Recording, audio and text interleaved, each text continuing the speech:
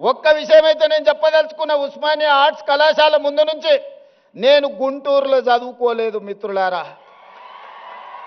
నేను గుంటూరులో చదువుకోలే. గూడు పుటాని నాకు తెలియదు. నల్లమల్ల అడవుల్లో నుంచి వచ్చిన క్రూర మృగాలను చూసినను, సాధు జంతువులను చూసినను, పేదవాడి సమస్యలను చూసినను.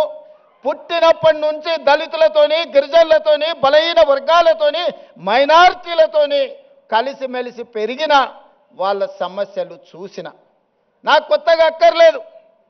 గుంటూరులో చదువుకున్న వాళ్ళకు పేదరికం చూడాలంటే మెర్సిడీస్ బెంజ్ కారుల్లో పోయి ఎక్స్కర్షన్ లాగా, ఓహో పేదరికం ఇట్లుంటుందా, మీ భూమి మీ మట్టి అట్లుంటుందా, మీకు చిరిగిపోయిన బట్టలు ఇట్లుంటాయా, మేము ఎప్పుడు చూడలేదని వాళ్ళకు పేదరికం ఇట్లుంటుందని ఒక ఎక్స్కర్షన్ లాగా ఉండొచ్చు.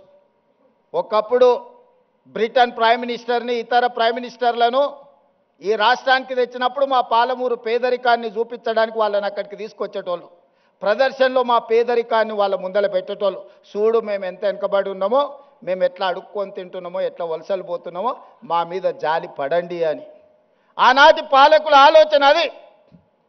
ఇతర దేశాలకు వెళ్ళి వచ్చినామని చెప్పుకునే వాళ్ళు మేము గుంటూరులో చదువుకున్నాం, మేము పూనాలో చదువుకున్నాం, మేము అమెరికాలో చదువుకున్నామని ఉపన్యాసాలు ఇవ్వడం ద్వారా సమాజానికి ఏం చెప్పదలుచుకున్నారో నాకు తెలియదు.